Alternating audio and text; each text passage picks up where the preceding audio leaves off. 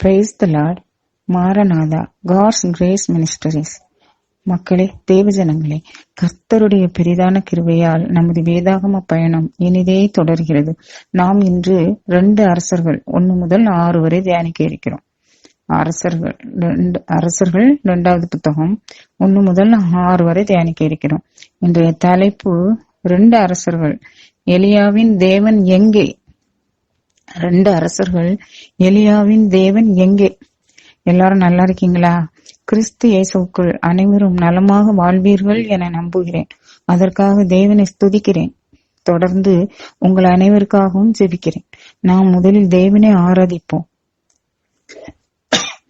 தேவாதி தேவனே, உம்மை ஸ்துதிக்கிறோம். ராஜாதி ராஜனே, உம்மை ஸ்துதிக்கிறோம். கர்த்தாதி கர்த்தரே, உம்மை ஸ்துதிக்கிறோம். பிதாவாகிய தேவனே, உம்மை ஆராதிக்கிறோம். சுதனாகிய தேவனே, உம்மை ஆராதிக்கிறோம். தூய ஆவியாகிய தேவனே, உம்மை ஆராதிக்கிறோம். ஆபிரகாமின் தேவனே, உமக்கு ஸ்தோத்திரம். ஈசாக்கின் தேவனே, உமக்கு ஸ்தோத்திரம். யாக்கோபின் தேவனே, உமக்கு ஸ்தோத்திரம். என் தேவனே, உமக்கு ஸ்தோத்திரம். எம் ஜீவனே, உமக்கு ஸ்தோத்திரம். ஜெபம். அன்புள்ள ஆண்டவரே, இந்த அருமையான நேரத்தை தேவரீர் எங்களுக்கு தந்தமைக்காக உமக்கு நன்றி செலுத்துகின்றோம். இந்த புதிய ஆண்டை காண கிருபை செய்த உமது கிருபைக்கு நன்றி. சென்ற ஆண்டு முழுவதும் எங்களை கண்மணி போல பாதுகாத்து வந்தீர். அதற்காக உமக்கு நன்றி. கரம் பிடித்தம்மை வழிநடத்திய உமது பேரன்பிற்காக கோடான கோடி நன்றிகள் தகப்பனே. நன்றி தேவனே. இயேசு மகாராஜாவுக்கு ஸ்தோத்திரம். ஆண்டவராகிய கர்த்தரே, நாங்கள் இந்த தேவ வார்த்தைகளை கவனமுடன் கேட்கவும் விசுவசித்து அதன்படி வாழவும் கிருபை செய்தரணும். ஆண்டவராகிய கர்த்தரே, கிருபை கூர்ந்தரணும். வார்த்தையானவரே வழிகாட்டும். வார்த்தையான இறைவனே ஒளியூட்டும். தூய ஆவியானவரே வழி நடத்தும். பரிசுத்த தேவதாயே, எங்களோடு உடன்வார். ஆமென். ஆண்டவரே பேசும், உம் அடியான் கேட்கிறேன். ஆண்டவரே பேசும், உம் அடியார்கள் கேட்கிறோம். இந்த மன்றாட்டுக்களை எல்லாம் எங்கள் ஆண்டவராகிய இயேசு கிறிஸ்துவின் பரிசுத்த திரு நாமத்தினாலே உங்களிடம் ஏறடிக்கிறோம். நல்ல பிதாவே, ஆமென்.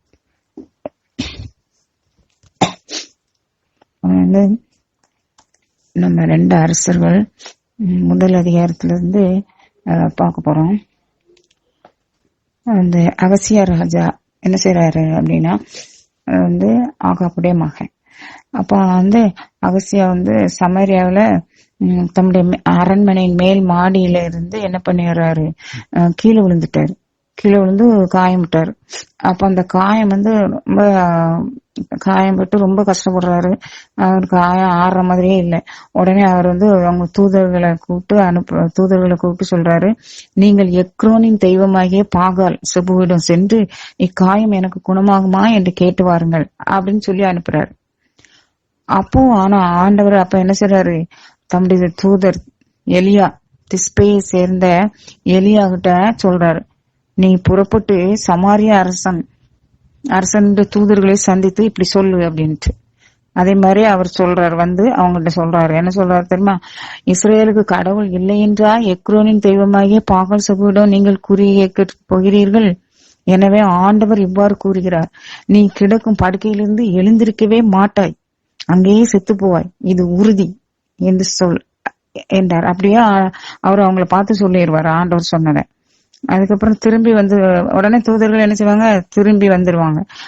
அரசன்கிட்ட வந்தோடனே, அரசன் ஏன் இவ்வளவு சீக்கிரமா வந்துட்டீங்க அப்படின்னு கேட்டோடனே, நாங்க போகும்போது இப்படி ஒரு மனுஷர் எங்களை சந்திச்சு இந்த மாதிரி உங்ககிட்ட சொல்ல சொன்னாரு, உனக்கு இஸ்ரவேலில் கடவுள் இல்லைன்னா நீ எக்ரோனின் தெய்வமாகிய பாகால் செபுவிடம் குறிக்கேட்க ஆளுன்னு போயிரு, நீ கிடக்கும் படுக்கையிலிருந்து நீ எழுந்திருக்கவே மாட்டாய், அங்கேயே செத்து போவாய் அப்படின்னு அவர் சொல்லி அனுப்புனாரு அப்படின்னு சொல்றான்.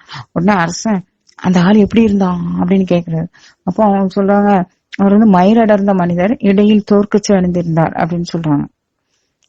உடனே அப்போ அது கண்டிப்பா அது வேற யாரும் இல்ல, இந்த எலியா தீர்க்கதரிசி தான் அப்படின்ட்டு அவன் திஸ்பையை சேர்ந்த அந்த எலியா தான் அப்படின்னு சொல்றான் அரசன்.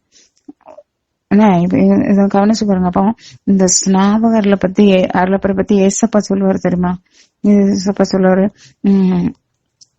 அந்த ஸ்நாபகர்ல இதே மாதிரி மயிரடர்ந்த மனிதர், அவரு ஒட்டக மயிராடை அணிந்திருந்தார், காட்டு தேனையும் வெட்டுகளையும் உணவாக உண்டார் அப்படின்னு வந்திருக்கும் தெரியுமா? அவரை பத்தி கூட ஏசப்பா சீடர்கள்ட்ட சொல்லுவாரு. என்ன எலியா வரப்போறாரு அப்படின்னு நீங்க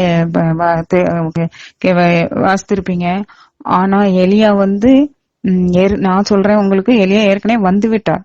ஆனா இவங்களும் மக்களும் அவங்க விரும்பினபடியெல்லாம் அவருக்கு செஞ்சாங்க அப்படின்னு சொல்லுவாரு ஏசப்பா. உடனே சீஷர்கள்லாம் அவரு சொன்னது எலியாவை பத்தி தான் அப்படின்னு அவங்க புரிந்து கொண்டனர் அப்படின்னு நம்ம பைபிள்ல சொல்லியிருக்கு. அதே மாதிரி என்ன எலியா அவரு அப்பவே எளிய தீர்க்கதரிசி இந்த மாதிரி இருந்திருக்காரு. ஒட்டக மயிர அடையதான் அணிஞ்சிருக்காரு. மயிர அடர்ந்த மனிதர் இடையில் வந்து தோற்கச்சை அணிந்திருப்பார் அப்படின்னு சொல்லியிருக்கு. அவனே அது என்னாருன்னு தெரிஞ்ச உடனே அந்த அரசன் என்ன செய்யறான், 50 பேருக்கு தலைவன் இருப்பான்ல ஒருத்தன், அவனை கூப்பிட்டு அந்த 50 பேரை கூப்பிட்டுட்டு நீ போ, போய் அந்த எலிசாவை வர சொல்லு அப்படின்னு சொல்லிட்டு ஆள் அனுப்புறான். உடனே அவனும் இந்த தலைவனும் போய் எலிசா ஒரு மலையின் உச்சியில அமர்ந்திருக்காரு. என்ன அவருக்கு தெரியும் நம்ம இப்படி சொல்லி அனுப்பியிருக்கோம், அவன் வருவான் கோவத்துல அப்படின்னு கொஞ்சம் பயத்தோடயே மேல அவரு இருந்திருப்பாருன்னு நினைக்கிறேன். அதனால மலையின் உச்சியில இருக்காரு. அப்போ இங்க இவன் வந்து மலையை அடியாரத்துக்கு இங்கே அங்க போயிட்டான். இந்த தலைவன் 50 பேரும், அந்த தலைவனும் அந்த 50 பேரும்.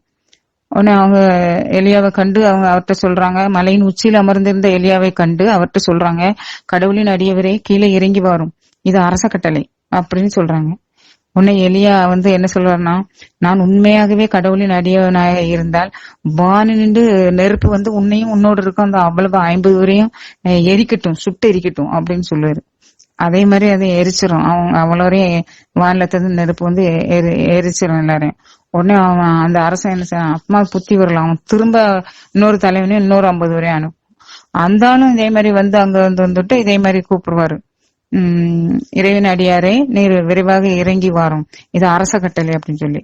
உடனே அப்பவும் கடவுளின் அடியவரே சீக்கிரம் இறங்கி வரும், இது அரச கட்டளை அப்படின்னு சொன்னாரு. உடனே அப்பவும் அவர் வந்து சொல்லுவாரு, நான் உண்மையாகவே கடவுளின் அடியவனாக இருந்தால் வானின்று நெருப்பு இறங்கி வந்து உன்னையும் உன்னோடு இருக்கும் 50 வரையும் சுட்டு எரிக்கிட்டோம் பாரு, அதே மாதிரி நடக்கும்.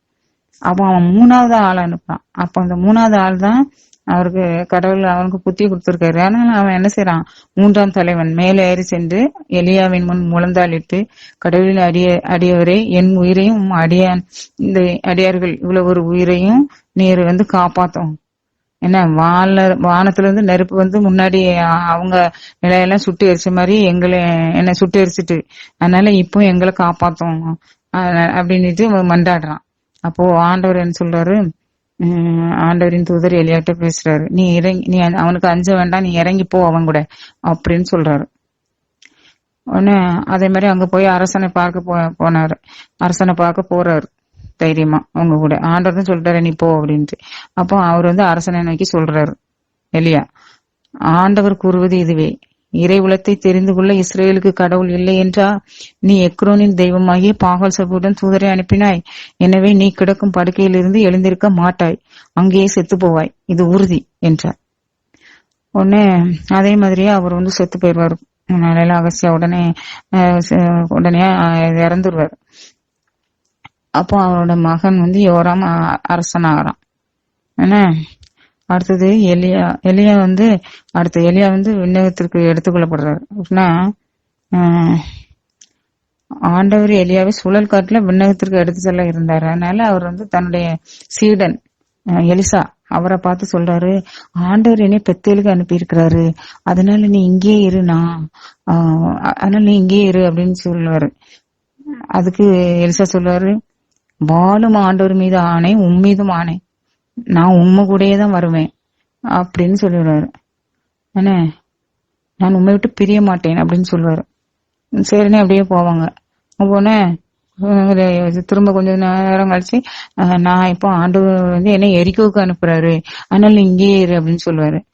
உடனே அதுக்கும் அவர் அப்படியேதான் சொல்லுவாரு எலிசா, வாழும் ஆண்டவர் மேல ஆனே, உயிர் மீதும் ஆனே, நான் உண்மையும் ஆனே, நான் வந்து உண்மை விட்டு பிரிய மாட்டேன் அப்படின்னு சரின்னு கூப்பிட்டு போயிடுவாரு. அடுத்து சொல்றாரு, நான் ஆண்டவர் என்னை யோர்தானுக்கு அனுப்புறாரு, அதனால நீ இங்கேயே இரு அப்படின்னு சொல்றாரு. அதுக்கு அதே மாதிரி அவர் சொல்லுவாரு, வாழும் ஆண்டவர் மேல ஆனே, நான் உண்மை பிரிய மாட்டேன் அப்படின்னு சொல்லுவாரு. சரின்னு அங்க போவாங்க.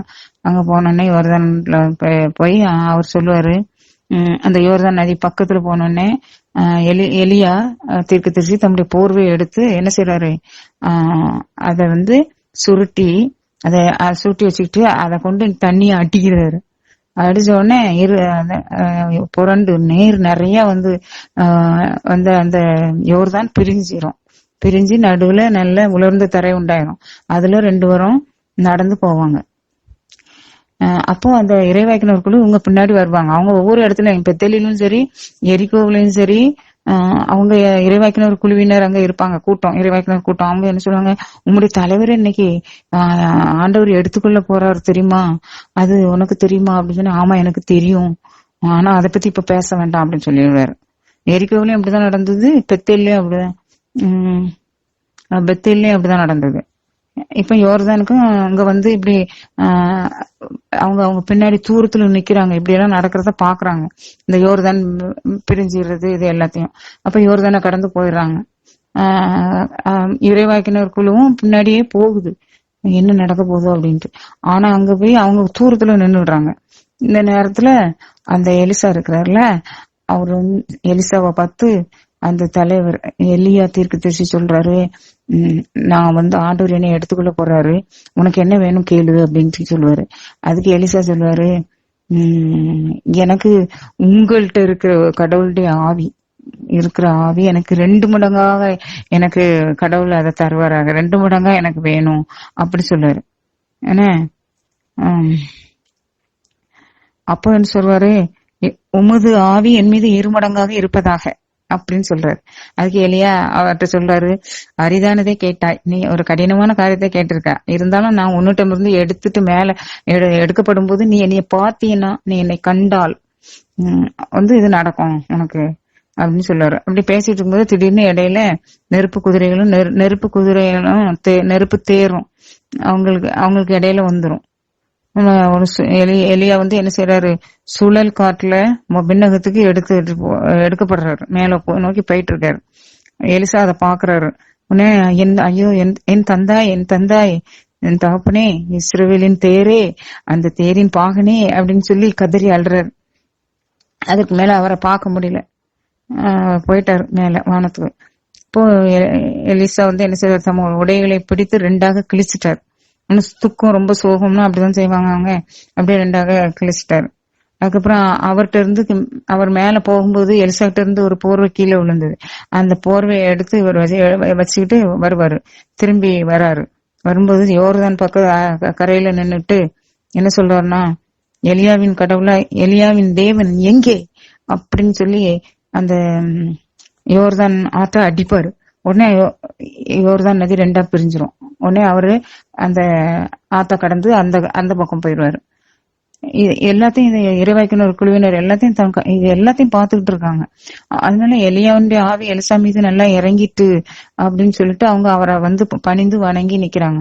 அதுக்கப்புறம் இன்னொன்னு சொல்றாங்க, இதோ அடியார்கள்ட்ட 50 பேர்ட்ட ஆட்கள் இருக்கோம், நாங்க போய் தேடி எங்கேயாவது எலிசா இருக்காரா, ஏன்னா இறைவனுடைய ஆவியானவர் அவரை எங்கேயாவது கொண்டு விட்டுருக்கலாம் அப்படின்னு நாங்க தேடி பாக்கட்டுமா அப்படின்பாரு. அவரு தேவையில்லை வேண்டாம் அப்படின்னு சொல்லி பார்ப்பாரு. ஆனா அவங்களும் ரொம்ப வற்புறுத்தி இவர் சலிப்படைய மட்டும் அவரை வற்புறுத்துறாங்க. உடனே எலிசா தீர்க்கதரிசி என்ன சொல்றாரு, சரி போய் பாருங்க அப்படின்னு சொல்லுவாரு. உடனே அவங்க போய் எல்லா இடமும் தேடி பார்த்துட்டு 2 நாளா அதுக்கப்புறம் அங்க வர்றாங்க, எலிசாவிடம் வராங்க. 3 நாள் தேடுறாங்க, ஒரு இடத்துலயும் இல்லை அப்படின்னு சொல்லி வந்து எலிசாட்ட சொல்றாங்க. அதுக்கு அவர் சொல்றாரு, நான் தான் முதல்ல உங்ககிட்ட சொல்லிட்டேன், என்ன முதல்ல உங்களுக்கு சொல்லலையா அப்படின்னு சொல்ற. அப்புறம் எலிசா வந்து என்னன்னா, அங்க வந்து அந்த நகர மக்கள் எலிசாவை நோக்கி சொல்றாங்க, இந்த நகர் நல்ல இடத்துல இருக்கு, நல்ல இட வசதி எல்லாம் இருக்கு, எல்லாம் நல்லா இருக்கு, எல்லாம் உங்களுக்கும் தெரியும், ஆனா அங்க வந்து நல்ல தண்ணி இல்ல, அதனால நிலமும் நல்ல பயிர் விளையறது இல்ல, நல்ல பலன் தர்றது இல்ல அப்படின்னு சொல்றாங்க. அதுக்கு அவர் சொல்றாரு, ஒரு புது கிண்ணத்துல கொஞ்சம் உப்பை போட்டு கொண்டு வாங்க அப்படின்னு சொல்றாரு. அவங்க கொண்டு வரும்போது அதை எடுத்து என்ன அதை தூக்கி அந்த நீரூற்றுல போடுறாரு. அதனால இப்ப சொல்றாரு, இந்த தண்ணீரை ஆண்டவர் கூறுகிறார், இந்த தண்ணீரை நான் நல்ல தண்ணீராக மாற்றியுள்ளேன், இனிமேல் சாவும் இராது, நிலமும் நல்ல பயன் தரும் அப்படி சொல்றாரு. அன்னையில இருந்து அந்த தண்ணி வந்து எலிசாவின் வாக்கிருக்கப்ப நல்லதாக இருந்தான், இன்னைக்கு வரை நல்லதா இருக்குது அப்படின்னு சொல்லியிருக்கு. இப்படி இருக்க நேரம் எலிசா பெத்தேலுக்கு திரும்ப ஏறி போறாரு பெத்தேலுக்கு. அப்போ அவர் செல்லும் பொழுது வழியில சில சிறுவர்கள் அவரை பார்த்து அவரை கேலி பண்ணி வழுக்கு தலையா போ அப்படின்னு ஏளனம் செய்தனர்.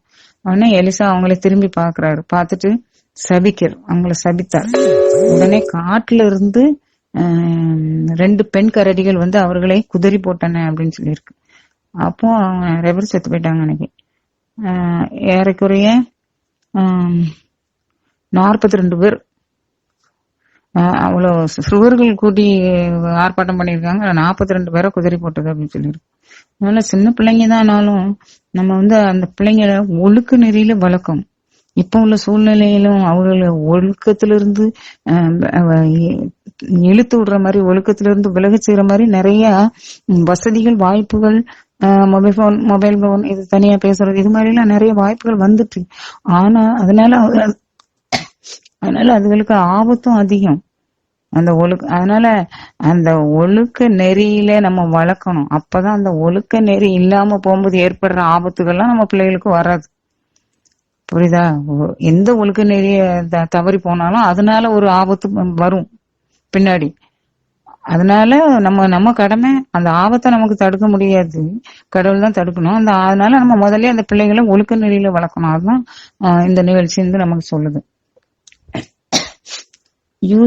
யூதாவின் அரசன் யோசபாத்தினுடைய ஆட்சியில வந்து ஆகாபின் மகன் யோராம் வந்து இஸ்ரவேலினுடைய அரசன் ஆனானாம். அவன் வந்து 12 ஆண்டுகள் சமாரியாவில இருந்துட்டு ஆட்சி செஞ்சிருக்கான். அவனும் என்ன செய்யறான்? ஆண்டவர் பார்வையில தீயதனப்பட்டதை தான் செய்யறான். அப்போ தாய் தந்தையை போல அந்த அளவுக்கு பெரிய கொடுமை செய்யலனாலும் இவனும் இந்த யோரபாவின் பாவங்களை விடல. அவன் கடவுளுக்கு விரோதமா தான் அவனும் நிக்கிறான். அதை விட்டு அகலல. இப்படி இருக்கிற சூழ்நிலையில மோவாவிய மன்னன் மேசா ஏராளமான ஆட்டு மந்தைகளை வளர்த்து வந்தானோ. அவன் வந்து இஸ்ரேல் அரசனுக்கு ஆண்டுக்கு 1,00,000 செம்மறிகளையும் 1,00,000 ஆட்டுக்கிடாய்களின் கம்பளி ரோமத்தையும் கம்பமாக கொடுத்து வந்தான்.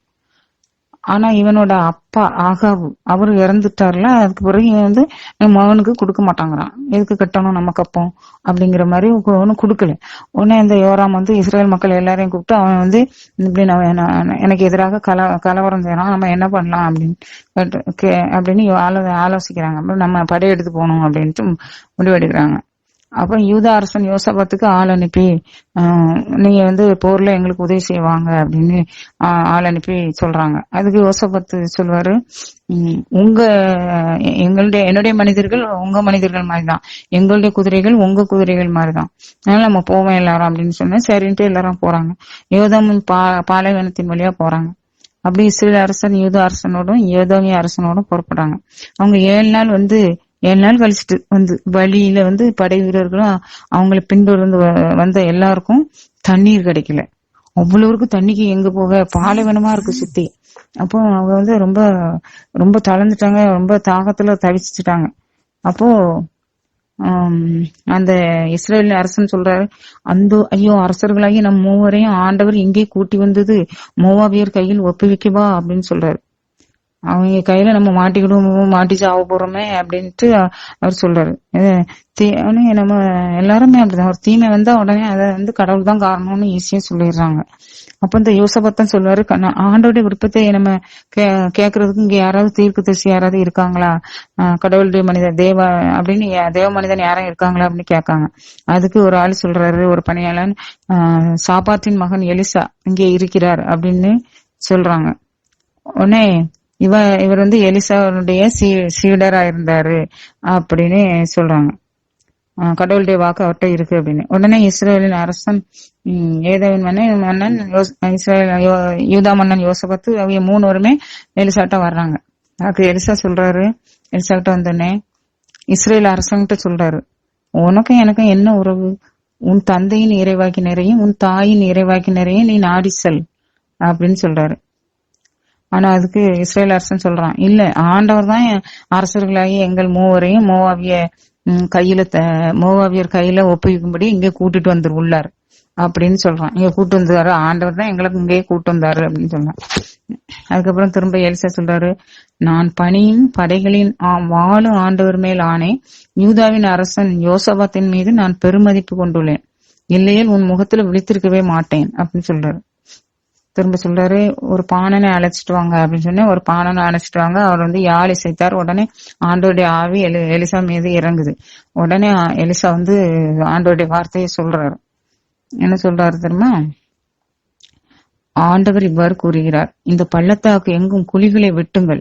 இந்த பள்ளத்தாக்கு முழுவதும் அங்க எங்க வேணாலும் நீங்க குழிய வெட்டுங்க. ஏனெனில் ஆண்டவர் கூறுவது இதுவே, நீங்கள் காற்றையோ மழையையோ காணப்போவதில்லை. ஆயினும் இந்த பள்ளத்தாக்கு தண்ணீரால் நிரப்பப்படும். நீங்களும் உங்கள் கால்நடைகளும் விலங்கினங்களும் நீர் அருந்துவீர்கள். இது ஆண்டவரது பார்வையில் எளிதான ஒன்று. இதெல்லாம் சொற்ப காரியம் ஆண்டவருக்கு அப்படின்னு சொல்லிதான் நடக்கும் அப்படின்னு சொல்றாரு. திரும்ப சொல்றாரு, ஆண்டவர் மோவாபியரை உங்கள் கையில் ஒப்புவிப்பார். நீங்க போய் எல்லா அரண்சூழ் நகர்களையும் எல்லா மாநகர்களையும் முறியடிப்பீர்கள். நீங்கள் எல்லா மரங்களையும் வெட்டி வீழ்த்துவீர்கள். நல்ல மரங்களை எல்லாம், எல்லா நீரூற்றுகளையும் தூர்த்து விடுவீர்கள். எல்லா நல்ல நிலங்களையும் கல்லால் நிரப்பி விடுவீர்கள் அப்படின்னு சொல்றாரு. உடனே மறுநாள் காலையில பலி செலுத்தும் நேரம், அப்படியே காலம் ஏதோ தண்ணீர் ஏதோ திசையில இருந்து வருது. ஏகப்பட்ட தண்ணி வந்து காடு முழுதும், அந்த நாடு முழுசும் தண்ணீரால் நிரம்பிற்று. அப்புறம் அப்போ தங்களோடு போர் புரிய இந்த அரசர்கள் வருகிறார்கள் அப்படின்னு அவனுங்க மோவாபிய மக்கள் கேள்விப்பட்டு அவங்க அரசனும் படைகளுமா வெளியே வந்து பாக்குறாங்க. இளையோர் முதியோர் எல்லாரும் அப்போ அணிவகுத்து நிக்கிறாங்க. அப்போ அவங்க காலையில எழுந்த போது கதிரவனுடைய ஒளி அந்த தண்ணீர்ல பட்டு எதிரொலிக்குது. விடைகால சூரியனுடைய ஒளி அதுல பட்டு எதிரொலிக்குது. அது அவங்களுக்கு ரத்தம் போல தோணுது. உடனே இவங்க என்ன நினைக்கிறாங்க, ஐயோ அந்த அரசர்கள் வந்த அரசர்களும் அவங்க படைகளும் ஒருத்தன் வெட்டிக்கிட்டு செத்துக்கிட்டான் போல, இவ்வளவு ரத்தம் ஓடுது, வாங்க நம்ம அவங்களவே தேடி பிடிச்சி அவங்களை கொள்ளையடிச்சு வெட்டி வீழ்த்துவோம் அப்படின்னு சொல்லிட்டு வாங்க அப்படின்னுட்டு வாங்க கொள்ளையடிப்போம் அப்படின்னு சொல்லிட்டு வராங்க. ஆனா இஸ்ரேல் பாசறைக்குள்ள அவங்க நுழைஞ்சோன்னா இஸ்ரேல எழுந்து எல்லா மோவாபியர்களையும் தாக்கி அவ்வளோரையும் அழிக்கிறாங்க, துரத்துறாங்க, வெட்டுறாங்க. அதுக்கப்புறம் ஆண்டவர் சொன்ன மாதிரியே அவங்க என்ன செய்றாங்க, அந்த நகர்களை தகர்த்து எல்லா நிலங்கள் மீதும் ஆளுக்கு ஒரு கல் வீசி கல்லை கொண்டு நிரப்பினாங்க. எல்லா நீரூற்றுகளையும் தூர்த்து விட்டாங்க. எல்லா நல்ல மரங்களையும் வெட்டி வீழ்த்திட்டாங்க. ஆனா இது மாதிரி அதுக்கு பிறகு தனக்கு எதிராக போர் இருக்குது அப்படிங்கறத அறிஞ்சோடனே அந்த மோவாபிய மன்னன் என்ன செஞ்சானா, வாளேந்தி 700 வீரர்களை சேர்த்துக்கிட்டு ஏதோ மன்னனை எதிர்க்க போனானாம். திரும்ப ஏதோ மன்னனை எதிர்க்கணும், அவங்க கூட போனாங்களா அப்படின்ட்டு. ஆனா அவங்களால ஒண்ணும் செய்ய முடியல. இவங்க அவங்களையும் தூக்கடிச்சிட்டாங்க. அதனால ரொம்ப கோபம் வந்துட்டு அவனுக்கு, அரசனுக்கு. அவன் என்ன செய்யறான், தனக்கு பின் அரசாளும் உரிமை உள்ள தன்னுடைய மகனை, அரசாளும் உரிமை உள்ள மகனை, அந்த பெரிய பையன் அவனை அந்த மதில் மேல பாகாலுக்கு பலி விட்டான். உடனே அப்போ நம்ம நாடுகளுக்கு விரோதமா பிரச்சனை பெருசாயிட்டு இருக்கு, அவங்க கோபம் ரொம்ப வருது அப்படிங்கறதெல்லாம் கவனிச்சு இஸ்ரேல் மக்கள் அவங்க வழியா அவங்க போயிட்டாங்க. அடுத்தது ஏழை கைம்பெண்ணுக்கு உதவி செய். இந்த இறைவாக்கினர் கூட்டத்தை சேர்ந்த ஒருவருடைய மனைவி எலிசாவிடம் வந்து கதறி அழுறான். அழுது என்ன சொல்றாங்கன்னா, அடியவளாகிய என் கணவர் இறந்துட்டாரு ஐயா, அவரு ஆண்டவருக்கு அஞ்சு நடந்தார் என்பது உமக்கும் தெரியும். அவருடைய கடன்காரன் என் 2 பிள்ளைகளையும் அவனுக்கு அடிமையாக எடுத்துட்டு போக வந்திருக்கான். அடிமையாக கொண்டுட்டு போயிருவான். ஏன்னா அவருடைய கடன் அவரை அடைக்கல, அதுக்காக வந்திருக்கான் அப்படின்னு வந்து சொல்லுது அந்த அம்மா. உடனே எலிசா அவரை நோக்கி சொல்றாரு, நான் உனக்கு என்ன செய்யணும், உன் வீட்டுல என்ன வச்சிருக்கா அப்படின்னு கேட்பாரு. அதுக்காக அந்த அம்மா சொல்லும், ஒரு கலையத்துல கொஞ்சோண்டு எண்ணெய் இருக்குது அவ்வளவுதான் அப்படின்னு சொல்லும். உனக்கு சரி நீ பயப்படாத, நீ போய் உன் அண்டை வீட்டார் அவ்வளோட்டையும் இருந்து நீ நிறைய அண்டை வீட்டார் எல்லார்ட்டையும் இருந்து நிறைய பாத்திரங்களை, பெரிய வெட்டு பாத்திரங்களை கடன் வாங்கி உன் வீட்டுக்குள்ள வச்சுக்க. அப்போ அதுக்கப்புறம் அந்த பானையில வெட்டு பாத்திரம் வாங்கி அந்த பானையில அந்த பாத்திரத்துல இருக்கிற எண்ணெயே எல்லா பாத்திரங்களையும் ஊத்து. நீ உன் பிள்ளைகளும் நீங்க போய் உள்ள போய் கதவை அடைச்சிக்கிடுங்க. அதுக்கப்புறம் உன் வீட்டுல இருக்கிற கலையத்துல இருக்கிற அந்த எண்ணெய எல்லா பாத்திரங்கள்லயும் ஊத்து அப்படின்னு சொல்றாரு. அதே மாதிரி எல்லா பாத்திரங்களும் நிறைஞ்ச பிறகு அதுக்கப்புறம் அதே மாதிரி அவங்க போய் ஊத்துறாங்க. எல்லா பாத்திரமும் நிறைஞ்சிட்டு அப்போ மகனை பார்த்து அந்த அம்மா சொல்லுது, இன்னொரு பாத்திரம் கொண்டு வா அப்படின்னு சொல்றப்போ இல்ல வேற பாத்திரம் இல்ல அப்படின்னு அந்த பையன் சொல்றான். அதோட எண்ணெய் பெருகிறதும் நின்னுட்டு, எண்ணெய் வழிகிறதும் நின்னுட்டு எல்லா பாத்திரமும். அப்ப அத அவ கடவுளின் அடியாட்ட சொல்றா, இந்த மாதிரி இந்த மாதிரி நடந்தது அப்படின்ட்டு. அப்ப அவர் சொல்றாரு, நீ கவலைப்படாத, நீ அவளை எண்ணெயையும் வித்து உன் கடனை அடைச்சிரு, மீதி இருக்கிறத நீ வச்சு நீனும் உன் பிள்ளைகளும் பொழிச்சுக்கோங்க, சாப்பிடுங்க அப்படின்னு சொல்லுவாரு. ஆனா ரொம்ப நன்றின்னு சொல்லிட்டு அவங்க போயிடுவாங்க. அடுத்து எலிசாவும் சூனேம் மீட்பன். இந்த சூனேமுக்கு ஒரு நாள் எலிசா சூனேம்ங்கிற ஊருக்கு போறாரு. அங்க ஒரு பணக்கார பெண் இருந்தா. அவ அவரை நீங்க கண்டிப்பா சாப்பிட்டுதான் போகணும்னு உணவு இருந்தபடி வற்புறுத்துறா. உடனே அதுக்கப்புறம் அவர் அந்த வழியா போற நேரம் எல்லாம் அவரை கூப்பிட்டு அவர் அங்க உணவு இருந்துட்டு அங்க சாப்பிட்டுட்டு தான் போவாரு.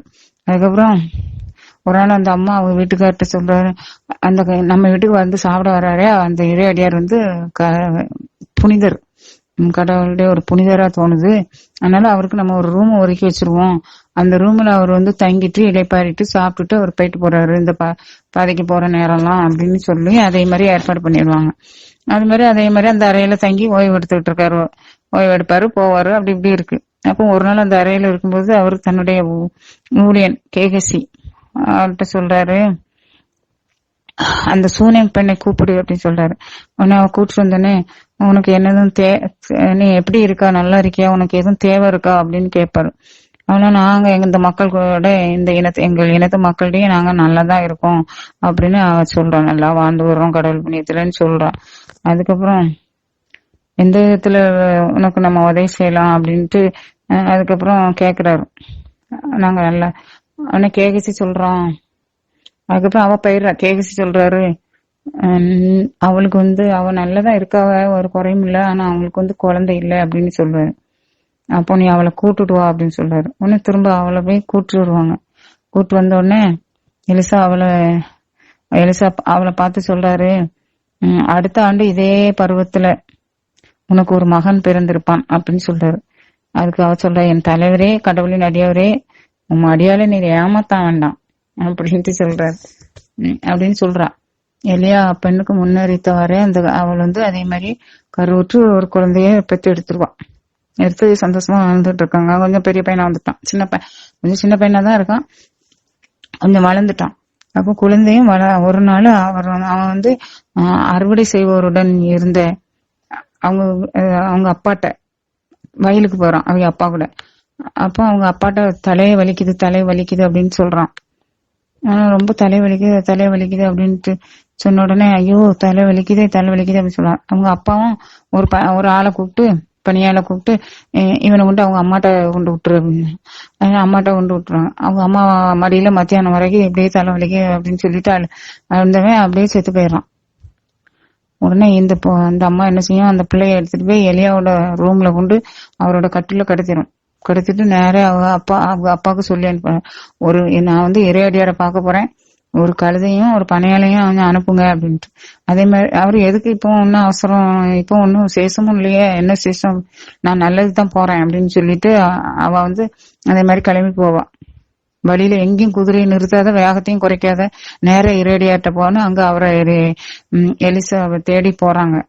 அங்க போனோடனே கொஞ்சம் தூரத்துல வரும்போதே எலிசா கேகசிய பார்த்து, நீ அவளை போய் நீ நம்மள தேடி வரா, என்ன பிரச்சனையும் தெரியல, நீ நல்லா இருக்கியா, உன் வீட்டுக்காரர் நலமா, அந்த பிள்ளை நலமா அப்படின்னு கேளு அப்படின்னு சொல்லுவாங்க. அதே மாதிரி அவ கேட்பான், எல்லாரும் நல்லா இருக்கும் ஆண்டம் புண்ணியத்துல அப்படின்னு சொல்லிடுவா. பக்கத்துல அவரு எலிசாவுடைய காலில் விழுந்து காலை இருத்தி பிடிச்சிடுவா. உடனே கேகசி அதை விலக்கி விட வருவார். பணியாள அவர் சீடர்னா அவருக்கு அதான் வேலை. அந்த யாராவது இப்படி உணர்ச்சி வசப்பட்டு காலில் விழுந்துட்டா அப்படி தள்ளி விடுவாங்க அப்படிதான் என்ன.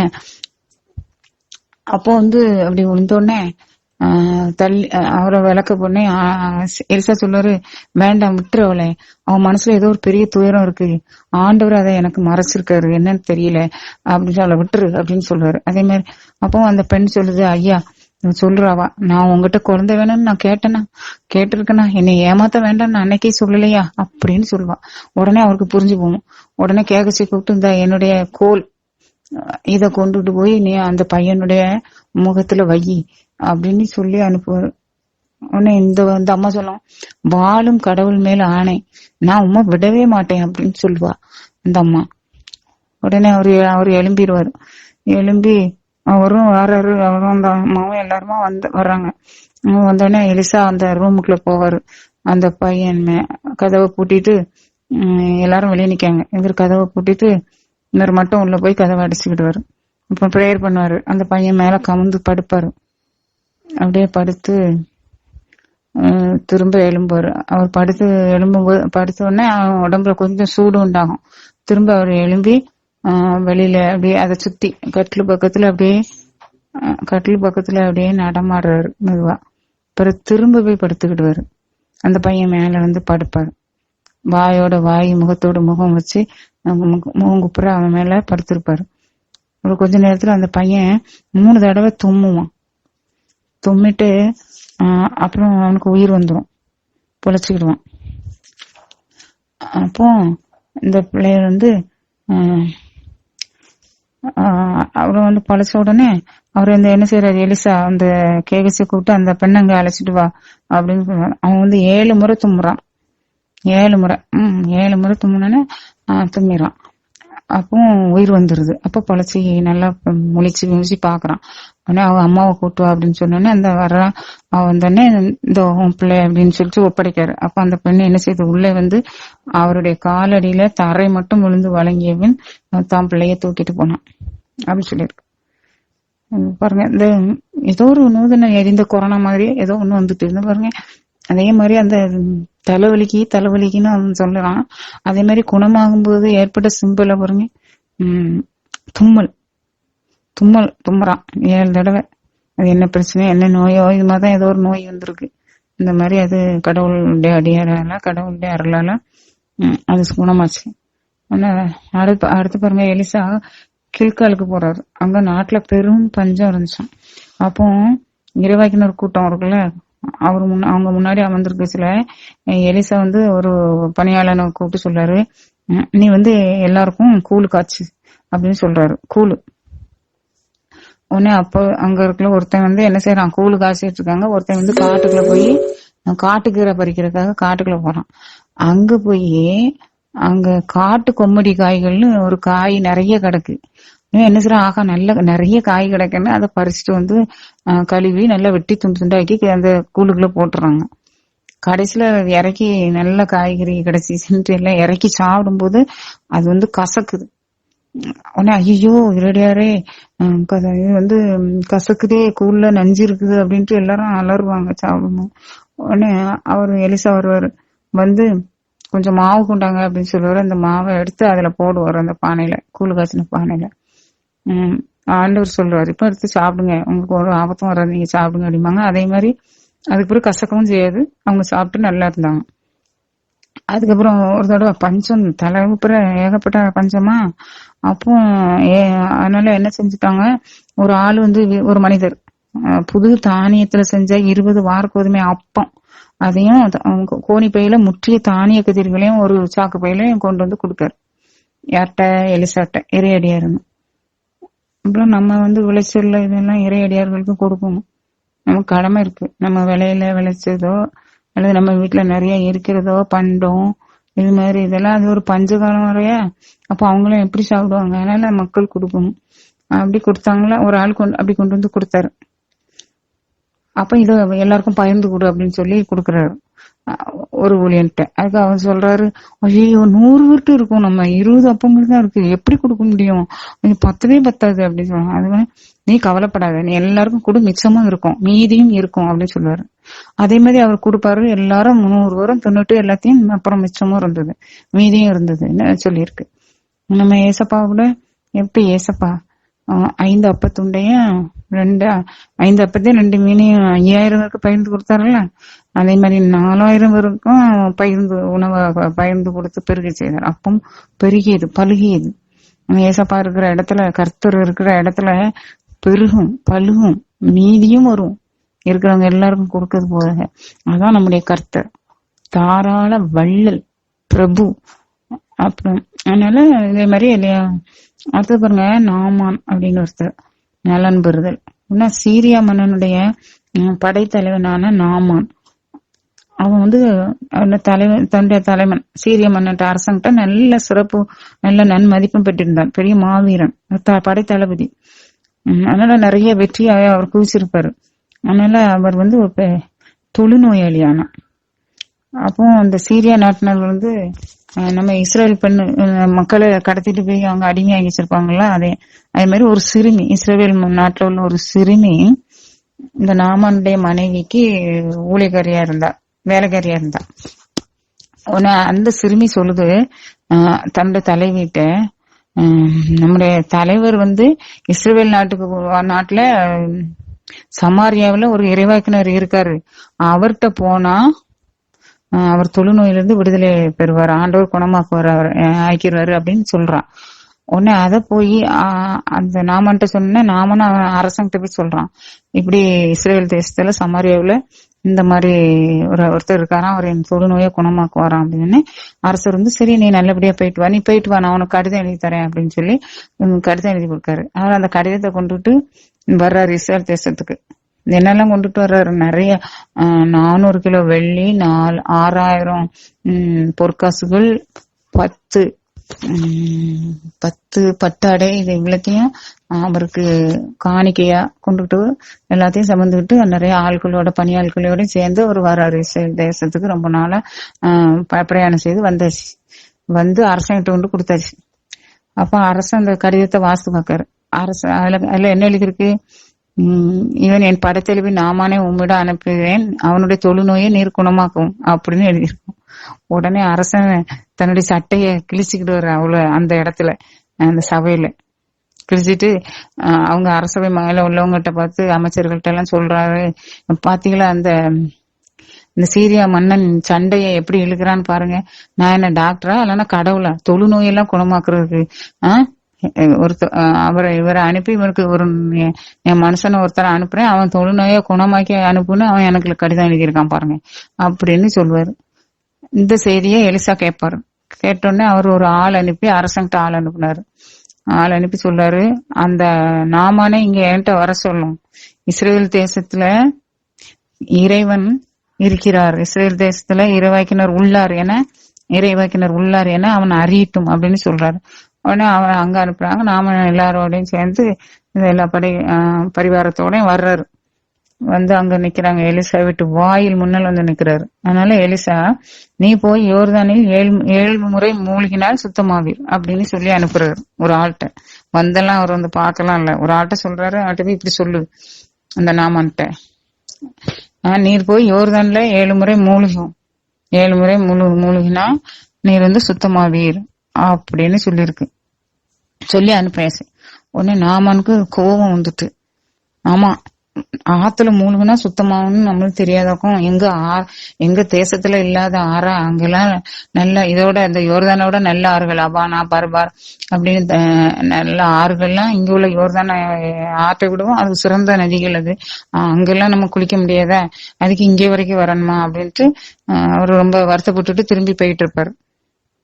சரி நம்ம போவோம் அப்படின்ட்டு. அப்பதான் அவரோட வேலைக்கார ஒருத்தர் சொல்வாரு, தந்தையே தகப்பனே, இறைவாக்கினர் இதை விட பெரிய வேலை ஏதோ ஒண்ணு நமக்கு கொடுத்தா, ஒரு பெரிய காரியத்தை செய்ய சொல்லி நீர் அதை செய்யும் அப்படின்னு சொன்னா நீர் செஞ்சிருப்பீர்களா? அப்போ நீரில் மூழ்கி எழும் குணமாவீர்னு அவர் சொல்லும் போது நீர் இன்னும் எவ்வளவு ஆர்வமா அதை செய்யணும் அப்படின்னுட்டு சொல்லுவாரு. அந்த பணியாளர் சொன்னோடனே சரின்ட்டு ஒரு நாளுக்கு போவாங்க. அங்க போய் அதே மாதிரி சொன்ன மாதிரி 7 தடவை மூழ்கிறாங்க. 7 தடவை மூழ்கி எழும்பும் போது அவருடைய தொழுநோய் போய் அவருடைய உடம்பு பச்சை பிள்ளை உடம்பு மாதிரி அவ்வளவு சூப்பரா ஆயிரும். உடனே அவருடைய உடல் சிறு பிள்ளையின் உடலை போல மாறியது. அப்ப வந்து அவர் தன்னுடைய பரிவாரம் எல்லாத்தையும் கூட்டிக்கிட்டு திரும்ப இறையடியார தேடி வராரு. வந்துட்டு அங்க சொல்றாரு அவர்கிட்ட வந்து, இஸ்ரேலை தவிர வேற எந்த நாட்டிலும் கடவுள் இல்லை என இப்போது உறுதியாக அறிந்து கொண்டேன், இதோ அடியான் எனது அன்பளிப்பை ஏற்றுக்கொள்ளும் அப்படின்னு சொல்லி அவன் கொடுக்கறான். அதுக்கு எலிசா சொல்றாரு, நான் பணியும் வாழும் ஆண்டவர் மேல் ஆணை, நான் எதையும் ஏற்றுக்கொள்ளேன் அப்படின்னு சொல்றாரு. நாமன் எவ்வளவு வற்புறுத்தியும் அவர் கேட்கவே இல்லை. நீ போயிட்டு வரோம் அப்படின்னு சொல்லியாச்சு. அப்போ சரி அப்படியே இருக்கட்டும் அப்படின்னு சொல்லிட்டு ஒரே ஒரு விண்ணப்பம், நான் இங்க உங்க நாட்டுல இருந்து ஒரு மூடை மணலை எடுத்துட்டு போவேன், அதுக்கு அனுமதி கொடுங்க அப்படின்னு சொல்லி சரி அப்படின்றாரு. அதுக்கப்புறம் சொல்ல, இன்னொரு விண்ணப்பத்தையும் வைக்கிறேன், நான் என் தலைவன் அரசன் ரிம்மோன் எங்க கோயிலுக்குள்ள நுழையும் போது என் கையில சாஞ்சிதான் வணங்குவாரு. என் கையில பின்னாடி இப்படி தலைய சாய்த்து வணங்குவாரு. அப்படி அவருக்கு கை கொடுப்பேன் நான். அப்ப என் கையில அவர் சாய்ஞ்சி வணங்குவாரு. அப்போ நானும் ஒருவேளை தலை குனிய நேரிட்டால் அதை நீங்க மன்னிக்கணும் அப்படின்னு சொல்லுவாரு. அதுக்கு எலிசா சொல்லுவாரு, பரவாயில்ல, நீ சமாதானமா இப்போ சந்தோஷமா போயிட்டு வா அப்படின்னு சொல்லி அனுப்புறாரு. என்ன சரின்ட்டு அவரு போயிடுவாரு. அதே மாதிரி நல்லபடியா போறாரு. அப்போ இந்த கேகிசி இருக்காருல்ல, அந்த கேகிசி என்ன மனசுல என்ன நினைக்காருன்னா, இவ்வளோ பரிசு அதெல்லாம் கொண்டு வந்திருக்கோம், அவ்வளோ எதையும் பெறாம அவரை விட்டுட்டாரு. அவர் மீண்டும் திரும்ப சுமந்துகிட்டு தானே போண்டியது இருக்கு, இதுல கொஞ்சமாவது வாங்கிட்டு விட்டானே, அவர் விட்ட மாதிரி நான் விட மாட்டேன், நான் போய் வாங்கிட்டு வந்துருவேன் அப்படின்னு தனக்குள்ளே சொல்லிட்டு போறாரு. நம்மளா இருந்தாலும் அப்படிதான் செஞ்சிருப்போம். ஏப்பா எவ்வளவு கொண்டு வந்திருக்காரு, இவருக்கு தேவையில்லைன்னா வாங்கி நம்மடையாவது தந்தானே, அப்படி இப்படிலாம் நம்ம நினைப்போம். பண ஆசை அது எல்லாருக்குமே இருக்கும். நம்மளா இருந்தா அப்படித்தான் செஞ்சிருப்போம். நம்மளா இருந்தாலும் ஏப்பா இவ்வளவு இது இருக்கே, அவர் வேண்டான்னு சொல்லி அனுப்பிட்டார, நம்மளது கொஞ்சம் வாங்கிவிடுவோம் அப்படி இப்படிலாம் நினைப்போம். அதே மாதிரி கேகசி அப்படி நினைக்க கூடாது, அது தப்பு. அதனால அதே மாதிரி கேகசி மனித இயல்புல போயிட்டாரு, நேரே போறாரு. அவரை தொட்டு அங்க தூரம் போனே பின்ன அப்படியே ஒரு சைடு வழியா போய் அந்த நாமன்ட்ட போறாரு. அப்போ நாமன் குதிரையில இருந்து இறங்கி வந்து வர்றாரு. வந்து என்ன செய்தி, எல்லாரும் நலம் தானே, ஒன்னும் பிரச்சனை இல்லையே, என்ன அப்படின்ட்டு கேப்பாரு. ஒன்னும் இல்ல, ஒன்னும் இல்ல, நல்லா இருக்காங்க எல்லாரும். ஆனா அந்த இந்த இறைவாக்கினர் கூட்டத்துல 2 பேரும் இப்பதான் வெளியூர்ல இருந்து வந்தாங்க. அதனால அவங்களுக்கு கொஞ்சம் வெள்ளியும் 2 ஆடைகளும் மட்டும் தாங்க தர சொன்னாங்க அப்படின்னு சொல்லிடுவாரு. எப்படி அப்படின்னு சொன்ன உடனே அவன் ஐயோ சந்தோஷமா 40 80 எடுத்து விடுங்க அப்படின்னு சொல்லி கொடுக்குறாரு. இவரு தானா அவர் சொன்னாருன்னு தன் தலைமை மேலேயே சொல்லிட்டாரு. என்ன அவரு இவ்வளவு தாராளமா அவரு கொடுத்து அனுப்பிடுறாரு. 2 பட்டாடை இதெல்லாம் அதெல்லாம் கொண்டுட்டு போய் அவர் வீட்டுல அவர் கூடாரத்துல உள்ள கொண்டு வைக்கிறாரு. வச்சு நல்லா புதைச்சு வச்சுட்டு அப்படி நைஸா எலிசா கிட்ட வந்து நின்னுக்கிறாரு. எலிசா அவரை பார்த்து, கேகிசி நீ எங்கிருந்து வருகிறாய் அப்படின்னு கேக்குறாரு. அதுக்கு சொல்றாரு அந்த கேகிசி சீடன் பணியாள், நான் எங்கேயுமே போகல, இங்கதான் இருக்கேன் அப்படின்னு சொல்றான்.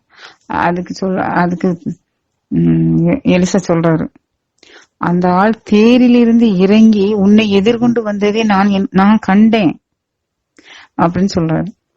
அப்புறம் ஞானத்தால் அறிந்தேன்.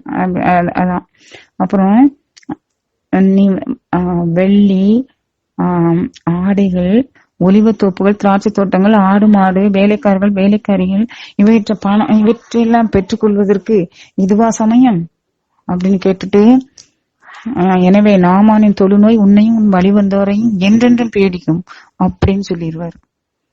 உடனே கேகிசி உடம்பு உன்சம் வெண் பனி போல குஷ்டரோகம் தொழுநோய் பிடிச்சுக்கணும். தொழுநோய் பிடிச்ச ஆட்களோட இருக்க முடியாதுல்ல நாட்டுல, இன்னும் வெளியே போயிடுவாரு, வெளியே பிரிஞ்சு போயிடுவாரு, வேற எங்கேயோ போயிடுவாரு. அப்புறம் இன்னொரு நாளைக்கு இறைவாக்கினர் குழுவினர் எல்லாரும் எலிசா கிட்ட சொல்றாங்க, நம்ம எல்லாரும் தங்கி இருக்கிறதுக்கு இந்த இடம் பத்தாது, நம்ம போய் ஓர்தானுக்கு போய் நிறைய மரங்கள் உத்திரங்கள் வெட்டி அங்கங்க நட்டி நம்ம இன்னும் கொஞ்சம் இடத்த அகலமாக்கி கட்டுவோம், அதுக்கப்புறம் நம்ம தங்கி இருக்கு நல்லா இருக்கும் அப்படின்னு சொல்றாங்க. சரி போங்க. உடனே நீங்களும் வாங்க அப்படின்னு கூப்பிடுறாங்க. இறையடியாரும் நீங்களும் வாங்க அப்படின்னு சரின்னு எலிசாவும் போறாரு. அங்க போயிருக்கும்போது அந்த திடீர்னு ஒரு ஆளோட கோடாரி என்ன செய்யுது, அப்படி வெட்டும்போது அப்படியே தெரிச்சு அந்த இதுக்கூட கை தவறி தண்ணிக்குள்ள விழுந்துருது, ஆத்துக்குள்ள அப்படி ஓடி போய். உடனே ஐயோ நான் இரவலுக்கு வாங்கிட்டு வந்தேனே, இப்படி விழுந்துட்டு இடையடியாரே நான் என்ன செய்வேன் அப்படின்ட்டு அந்த ஆள் வருத்தப்படுறாரு. உடனே இவரு எலிசா என்ன செய்யறாரு, ஒரு கம்பை வெட்டி அந்த எங்க விழுந்துச்சுன்னு கேட்பாரு, அது விழுந்த இடத்துல கம்பை வெட்டி அதை தூக்கி போடுறாரு. உடனே கோடாரி மிதந்துரும் தண்ணியில. இவங்க கையை நீட்டி போய் எடுத்துக்கிடுவாங்க. அப்படியே ஒரு பொறுமை செஞ்சாரு. அதுக்கப்புறம் சீரியாவுடைய படை, சீரியா மன்னன் இஸ்ரேல் நாட்டு மீது போர் தொடுக்கிறான். அப்பவே தன்னுடைய அலுவலர்களோட கலந்து பேசி என்ன செய்யறான், நம்ம போய் ஒரு இடத்துல குறிப்பிட்ட இடத்த சொல்லி அந்த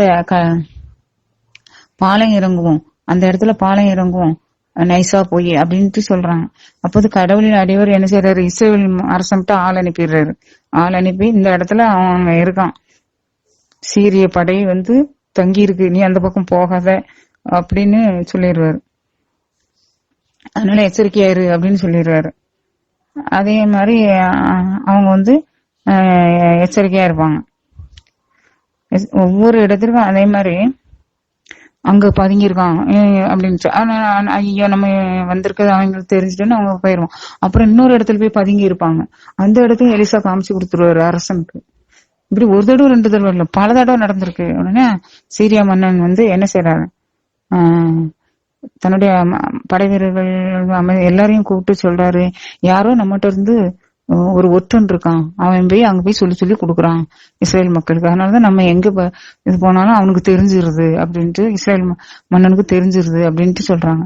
அப்போ ஒரு பணியாளர் எழுப்பி சொல்லுவான், அது அப்படி இல்ல அரசே, நம்மகிட்ட எந்த ஒற்றனும் இல்ல, ஆனா அங்க ஒரு ஆள் இருக்காரு, எலியான்னு ஒரு தீர்க்கதரிசி. நீங்க நீங்க என்ன பிளான் போட்டாலும் அதை அவர் அரசங்கிட்ட சொல்லிடுறாரு, நீங்க படுகரையில பேசினாலும் கூட அவருக்கு அது தெரிஞ்சிடும், போய் சொல்லிடுவாரு, இதுதான் உண்மை அப்படின்னா. ஓஹோ அப்படியா அப்படின்னு சொல்லிட்டு அரசன் என்ன பண்றான், அந்த கடவுளுடைய அடிவரின் தேர்களையும் பெரிய படையையும் அனுப்புறான் அந்த எலிசாவை பிடிக்கணும் அப்படின்ட்டு. அப்போ அவங்க வந்து அந்த நகரை சுத்தி வந்து நிக்கிறாங்க. இரவோடு இரவாக வந்து அந்த எலிசா இருக்கிற அந்த ஊரை சூழ்ந்து விட்டாங்க. ஆனா கடவுளுடைய அடியவருடைய வேலைக்காரங்க, அந்த எலிசாவுடைய வேலைக்காரன் காலையில எழுப்பி வெளியே பார்க்கும்போது அங்க படைகளும் குதிரைகளும் தேர்களும் எல்லாம் சூழ்ந்துருக்குது. ஐயோ என் தலைவரே, நான் என்ன செய்வேன், இப்படி எல்லாரும் வந்து நிக்காம படைகள் வந்து இருக்கே அப்படின்னு கத்துறாரு. அதுக்கு அவர் வந்து, நீ பயப்படாத, அவர்களோடு இருப்பவர்களை விட நம்மோடு இருப்பவர்கள் அதிகம் பார் அப்படின்னு சொல்லுவாரு. அப்புறம் ஆண்டவரே இவனுடைய கண்களை திறந்துடலாம் அப்படின்னு சொல்லுவாங்க. உடனே அந்த அந்த ஆண்டவர் அவன் கண்களை திறப்பாரு. உடனே வேலைக்காரனுக்கு தெரியும், அந்த மலைகளும் இவங்களை சுத்தி நெருப்புமயமான தேர்களும் குதிரைகளும் நின்றுகிட்டு இருக்கும். கடவுளுடைய தூதர்கள் அதுல இருப்பாங்க, தேர்களும் நின்றுகிட்டு இருக்கு, குதிரைகளும். அதான் அவன் கண்ணுக்கு தெரியுது. எப்படி இடத்துல அந்த சீரிய நாட்டுனா அவங்கள நெருங்கி வந்து பக்கத்துல வராங்க. அப்ப எலிசா ஆண்டவரே என்ன சொல்றாரு, ஆண்டவரே இந்த இனத்தாரை குருடாக்கிறீங்க, அவ்வளவு வரையும் குருடாக்கிறங்க அப்படின்னு சொல்லுவாரு. உடனே அவங்க எல்லாருக்கும் கண்ணு தெரியாது, குருட்டாட்டம் பிடிக்க பண்ணிடுறாரு, கண்ணு தெரியாது. உடனே எலிசா அவங்க மத்தியில போய் சொல்லுவாரு, நீங்க தேடி வர்ற ஆள் இருக்கிற இடம் எனக்கு தெரியும், வாங்க என் பின்னாடி வாங்க, நான் கூட்டு போறேன் அப்படின்னு சொல்லி கூட்டு போவாரு. கூட்டு போய் நேரே சமாரியாவுடைய மத்தி பகுதிக்கு கூட்டு போயிடுவாரு. அங்க வச்சு கண்ணு தரங்க ஆண்டவரே கண்ணை திறப்பாரு. அப்போ அங்க அரசன் மற்ற படை வீரர்கள் எல்லாரும் அவங்களை சுத்தி வளைஞ்சுக்கிடுவாங்க. அப்போ இஸ்ரேல் அரசன் சொல்லுவாங்க, இறையடியாட்ட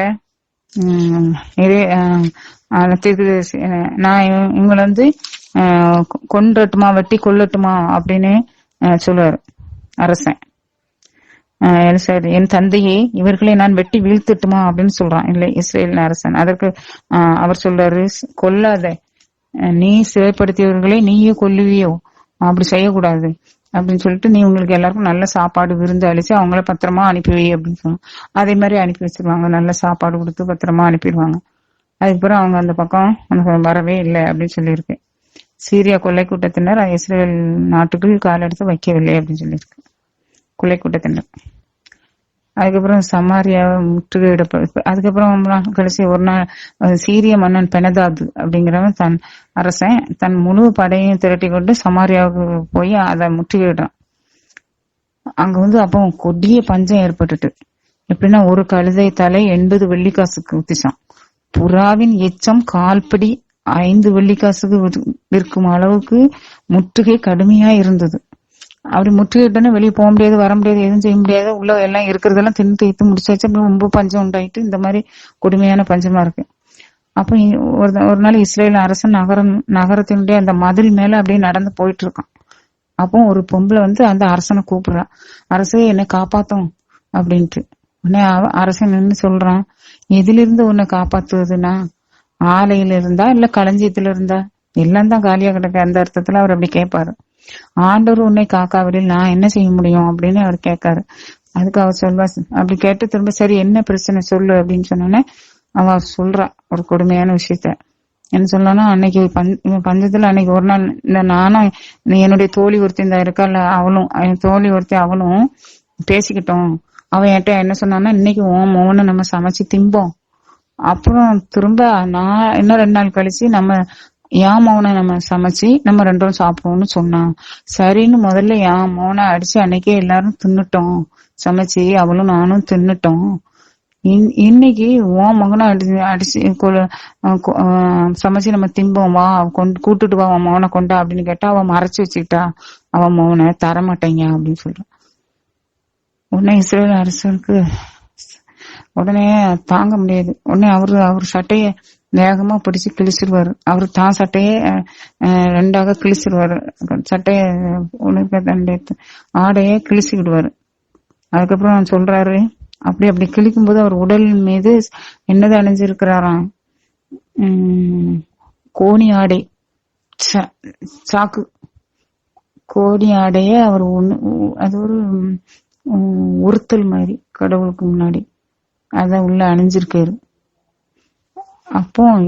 அப்போ சொல்றாரு அவரு அரசன், இன்னைக்குள்ள நான் சாபாத்தின் மகன் எலிசாவின் தலையை வெட்டாம விட்டா கடவுள் என்னை இப்படி இதற்கு மேல என்னை தண்டிப்பாராக அப்படின்னு சொல்லுகிறாரு. அப்படின்னு சொன்னா கட்டாயம் வெட்ட போறாருன்னு அர்த்தம். அப்ப அப்படி இருக்கும்போது ஒரு ஆளை அனுப்புறாரு. பின்னாடி அவனும் வர்றான், அரசனும் எலிசாவை வெட்டுறது. அப்ப எலிசா சொல்றாரு, அந்த கொலைகார மொவன் ஒரு ஆளை அனுப்பியிருக்கான் பாருங்க, கதவை அடைங்க, இதோ அவனுக்கு பிறத்தால இன்னொருத்தனும் அரசன் வர்றான் பாருங்க, அந்த சத்தம் கேக்குது அப்படின்னு. அப்ப அரசன் வந்துட்டான். வந்து சொல்லுவான், இந்த தீமையும் ஆண்டவர்கிட்ட இருந்தே வருது, அப்படி இருக்க ஆண்டவருக்காக நான் இன்னும் ஏன் காத்திருக்கணும் அப்படின்னு சொல்றாரு. அவனுக்கும் ரொம்ப வருத்தமாயிட்டு, இன்னும் நான் ஏன் ஆண்டவருக்காக காத்திருக்கணும் அப்படின்னு வந்து கேக்குறாரு. ஏன்னா ஒரு தீமை நடந்ததுன்னா உடனே நம்ம ஆண்டவரை வந்து சொல்ற பழக்கம், உடனே ஆண்டவர் மேலதான் நம்ம திரும்பும். ஏதாவது கஷ்டம் பிரச்சனை தீமை வந்துட்டுனா அப்படி இருக்க கூடாது. அப்போ நம்ம ஆண்டவர்கிட்ட சரணாகதி அடைஞ்சு அமைதியா இருந்தோம்னா ஆண்டவர் நம்ம நல்லா வைப்பார். சரியா? சரி, அடுத்து ஜெபம்.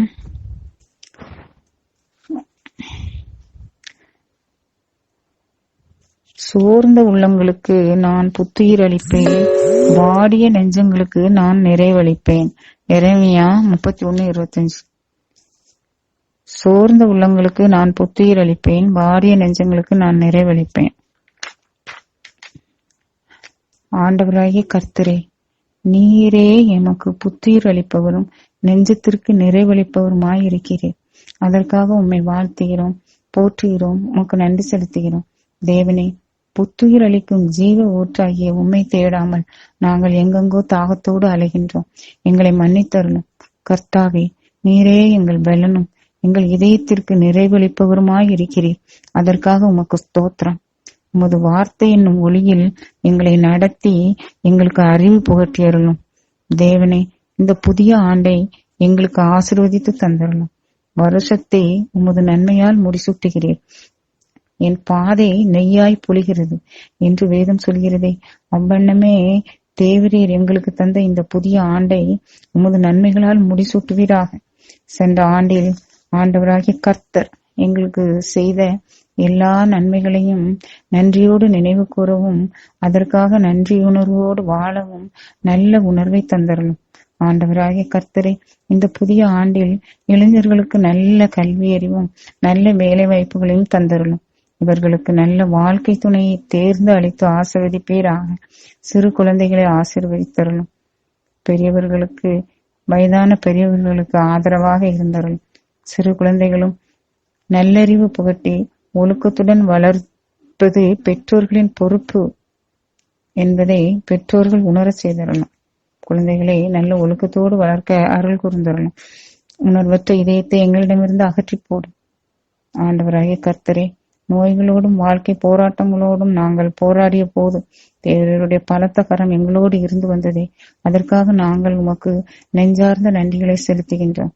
எலிசா இறைவாக்கினரை கண்டதும் கேலி செய்து மரியாதை இல்லாமல் அக்குழந்தைகள் நடந்து கொண்டன. எனவே தண்டனை கிடைத்தது.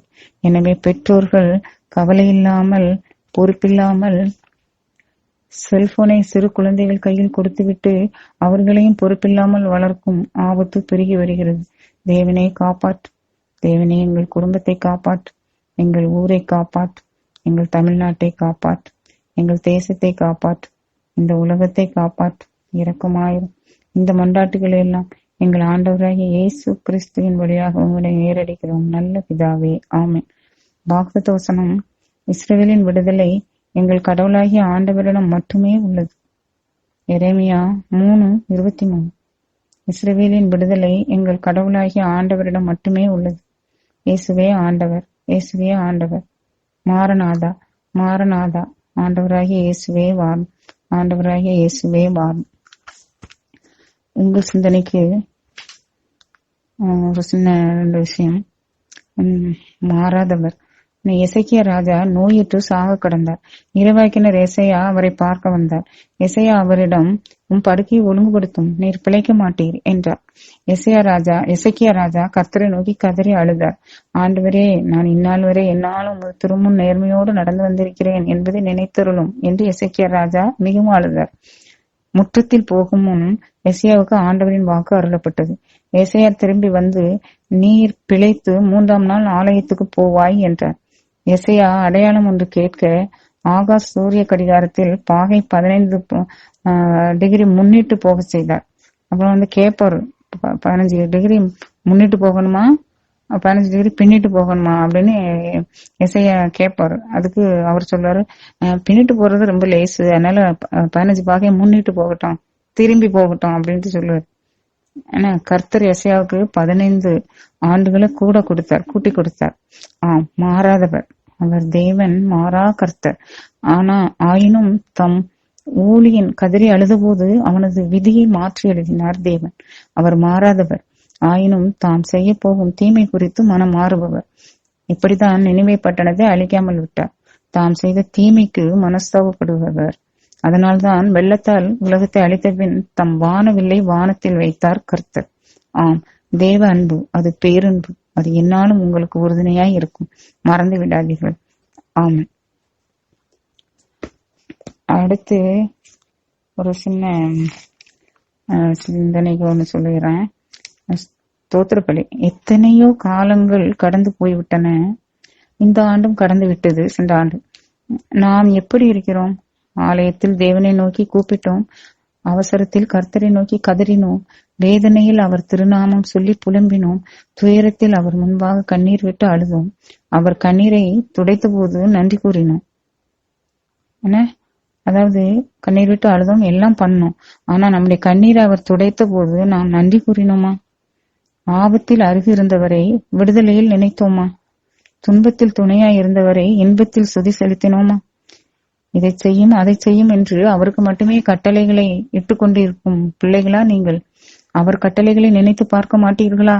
சுதிக்கு பாத்திரரை, ஆபத்தில் அரவணைத்தவரை சோத்தரித்து புகழ்ந்து பாட மாட்டீர்களா?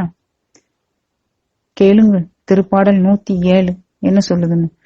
ஆண்டவரின் பேரன்பை முன்னிட்டு, மானிடரான அவர்களுக்கு அவர் செய்த வியத்தகு செயல்களை முன்னிட்டு அவர்கள் அவருக்கு நன்றி செலுத்துவார்களாக. மக்களின் பேரவையில் அவரை புகழ்ந்தேத்துவார்களாக.